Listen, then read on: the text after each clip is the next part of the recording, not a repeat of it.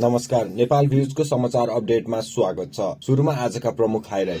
अवरोधकै बीच एमसीसी संसदमा टेबल, विभिन्न दलको प्रदर्शनमा थुप्रै घाइते। एमसीसी टेबलको विरोधमा प्रमुख प्रतिपक्षी दल नेकपा एमालेको विरोध। विदेशीको डर धम्कीको सरकार लम्पसार परेको एमालेका नेता भीम रावलको आरोप। युरोपमा 1945 यताकै ठूलो युद्ध छाड्ने रुसले तयारी गरेको बेलायती प्रधानमन्त्री बोरिस जोन्सनको आरोप।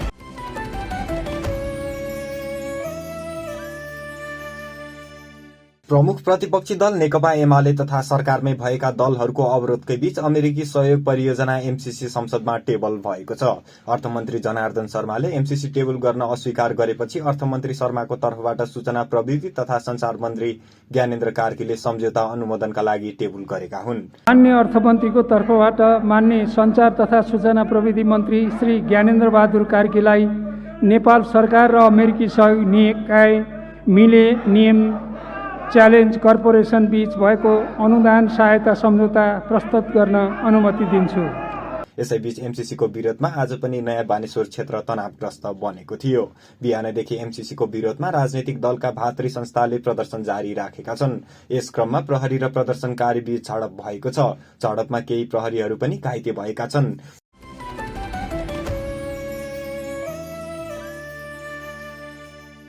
एमसीसी टेबल भएपछि नेकपा एमालेका नेता भीम रावलको प्रतिक्रिया सरकारमा भएका दलबीच सहमति नभएको र संसद अवरोधको अवस्थामा एमसीसी टेबल हुन आपत्तिजनक रहेको बताए। नेकपा एमालेका नेता भीम रावलले अमेरिकी सहयोग परियोजना एमसीसी संसदमा टेबल गर्नु गैर कानूनी भएको बताएका छन्।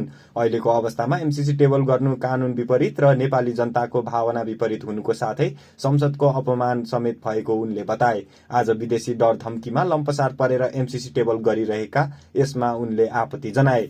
नेपाली जनता यो सार्वभौम संसदले नेपालको स्वाधीनता, स्वतन्त्रता, अखण्डता, स्वाभिमानको पक्षमा काम गर्छ कि राष्ट्रघाती प्रावधान भएको अमेरिकी मिलेनियम च्यालेन्ज कर्पोरेसन एमसीसीसँगको सम्झौतालाई स्वीकार गर्छ भनेर हेरिरहेका छन्।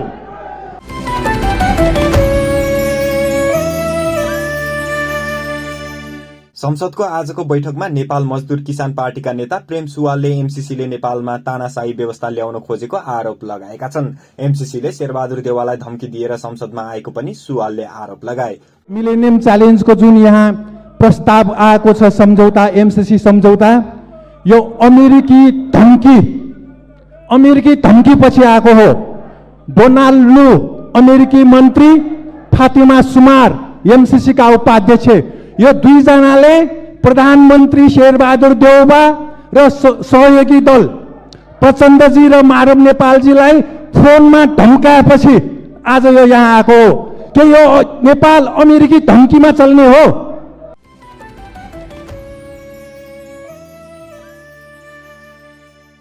नेकपा माओवादी मुख्य सचेतक देव गुरुङले सदन अवरोध भएको बेला सदन सुचारू गर्न नहुने बताएका छन्। संसदको आजको बैठकमा उनले एमसीसीलाई लक्षित गर्दै कुनै पनि महत्वपूर्ण कार्यसूची अवरोध बीच पेश गर्न नहुने बताए। हाम्रो परम्परा र मूल्य मान्यता के छ भन्दाखेरि सदन अवरुद्ध भएको अवस्थामा सदन सुचारू हुँदैन भन्ने प्रकारको अभ्यास छ, मान्यता छ।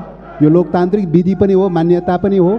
त्यसकारणले सदन अवरुद्ध भइरहेको अवस्थामा कुनै पनि महत्त्वपूर्ण एजेन्डाहरू, कार्यसूचीहरू छलफल चल्न नसक्ने अवस्था भएको हुनाले प्रतिनिधि सभामा विगत कालदेखि झन्डै 42वटा विधेयकहरू पाइपलाइनमा छ, छलफल गर्न पाएको छैन।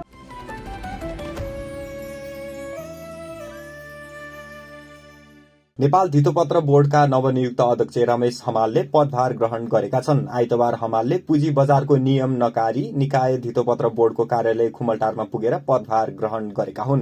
पदभार ग्रहण गर्दै अध्यक्ष हमालले साना लगानीकर्तालाई बचाउने उद्देश्य लिएर बोर्डमा आएको बताए। हामी कहाँ भएको बोर्डमा भएको सम्पूर्ण कर्मचारीहरू 20औं वर्षदेखि यहाँ हुनुहुन्छ, 15 वर्ष हुनुहुन्छ, कति साथी 10 वर्ष हुनुहुन्छ, तर मान्छेको जीवन बितिरहेको छ हैन। उहाँहरूको पनि उद्देश्य के हो भने बजार स्वस्थ होस्, बढोस्, हेल्दी होस् भन्ने त त्यही नै सोचाइ हो हैन।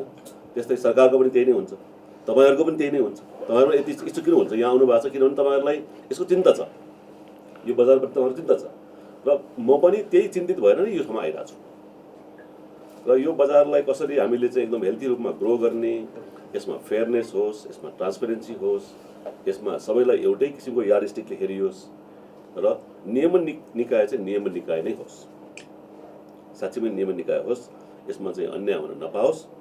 सबभन्दा ठुलो कुरा चाहिँ साना लगानीकर्ताहरूलाई चाहिँ मार्का नपरोस्, किनभने साना लगानीकर्तालाई नबचाउने मार्केट कहिले पनि राम्रोसँग दिगो विकास हुन सक्दैन। त्यो मेरो अहिले पनि उद्देश्य भनेको साना लगानीकर्तालाई कसरी बचाउने, कसरी यिनीहरूलाई चाहिँ फ्लोरिस गराउने र घर घरमा यो कुरा पुगिरहेछ अलरेडी, र पुगेको कुरालाई उनीहरूको लगानी चाहिँ जोखिममा नपरोस् सकेसम्म, यो हाम्रो लागि सबभन्दा ठुलो उद्देश्य हो।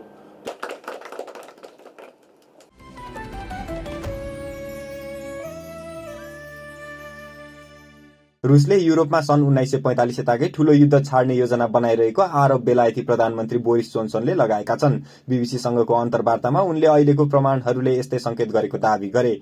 सबै संकेतहरू देखाउँछन् कि यो योजना केही अर्थमा शुरू भइसकेको छ। गुप्तचर निकायहरूको रिपोर्टरहरूले युक्रेनको राजधानी किभलाई घेरा हाल्ने गरी रुसले आक्रमणको तयारी गर्न मनाशय बनाएको देखिएको उनले बताए। यसले मानव जीवनले चुकाउनु पर्ने यसको मूल्यबारे मानिसले झनै बुझ्न जरुरी छ उनले भने।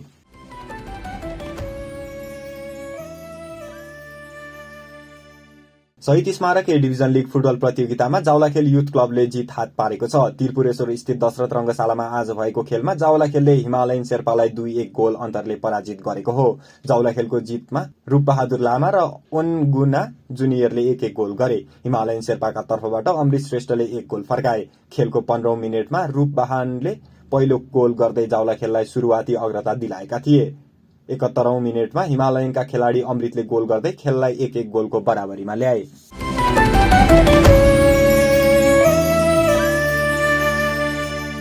अन्तमा समाचारका हाइलाइट्स पुनः एकपटक। अवरोधकै बीच एमसीसी संसदमा टेबल, विभिन्न दलको प्रदर्शनमा थुप्रै घाइते। एमसीसी टेबलको विरोधमा प्रमुख प्रतिपक्षी दल नेकपा एमालेको विरोध। विदेशीको दर धम्कीको सरकार लम्पसार परेको एमालेका नेता भीम रावलको आरोप। युरोपमा 1945 यताकै ठूलो युद्ध छाड्ने रुसले तयारी गरेको बेलायती प्रधानमन्त्री बोरिस जोन्सनको आरोप।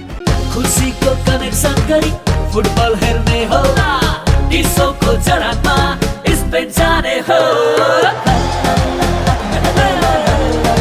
यो पर्वमा डिसोम जडान गरी लकी ड्र मार्फत 4 जना भाग्यशाली विजेता स्पेन जानुहोस्। साथमा ला लिगाको रु 2000 पर्ने सिजन टिकट पनि सित्तैमा पाउनुहोस्। यो योजना डिसोम फाइबर नेट, सिम टिभी र प्रभु टिभीको जडानमा पनि लागू हुनेछ।